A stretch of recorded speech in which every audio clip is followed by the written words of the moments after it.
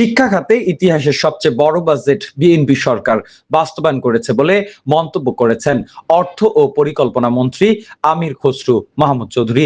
শুক্রবার সকালে সাভারের বিরুলিয়ার খাগান এলাকায় ব্রাক সিডিএমএ ইউজিসির উদ্যোগে আয়োজিত জাতীয় পর্যায়ের নীতি নির্ধারণী সংলাপে যোগ দিয়ে তিনি এসব কথা বলেন। আমির খসরু বলেন, দেশের শিক্ষা ব্যবস্থাকে আরো আধুনিক ও যুগোপযোগী করতে হবে। শিক্ষাকে বাস্তব জীবনের সঙ্গে সম্পৃক্ত করে মানসম্মত ও নীতি নির্ভর শিক্ষা নিশ্চিত করা প্রয়োজন। তিনি আরো বলেন, শিক্ষার্থীদের আন্তর্জাতিক পর্যায়ে প্রতিযোগিতার উপযোগী করে তুলতে ক্রেডিট ট্রান্সফার সহ বৈশ্বিক শিক্ষার সুযোগ বাড়াতে হবে। প্রযুক্তিগত পরিবর্তন, কৃত্রিম বুদ্ধিমত্তা ও পরিবর্তিত শ্রমবাজারের চাহিদা বিবেচনায় উচ্চশিক্ষায় নতুন পরিকল্পনা গ্রহণের উপরও গুরুত্ব দেন তিনি। 2 দিন ব্যাপী এ সংলাপে দেশের সরকারি ও বেসরকারি বিশ্ববিদ্যালয়ে 60 জন উপাচার্য সহ শিক্ষাবিদ, বিশেষজ্ঞ, নীতি নির্ধারকরা অংশ নিয়েছেন।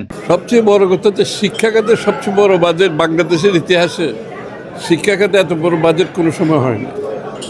এটা হচ্ছে 1 নম্বর।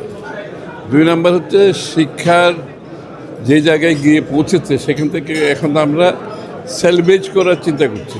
শিক্ষা ব্যবস্থা সার্বিকভাবে এখান থেকে আমরা বেরিয়ে এসে সত্যিকার অর্থে রিয়েল লাইফ নিড বেসড একটা এডুকেশন, যেটা আমরা সেখানে যেতে চাচ্ছি। দেশের বাইরে নিড বেসড একটা এডুকেশন দরকার। এবং আমাদের যে রেটিংস আছে, গ্লোবাল রেটিংসে আমাদের যেখানে যাওয়ার কথা সেখানে আমাদের পৌঁছতে হবে। আমাদের ছেলে মেয়েরা লেখাপড়া শেষ করে যে তাদের ক্রেডিট ট্রান্সফারের কথাটা আসছে, এখানে ক্রেডিট ট্রান্সফার গ্লোবালি যাতে করতে পারে।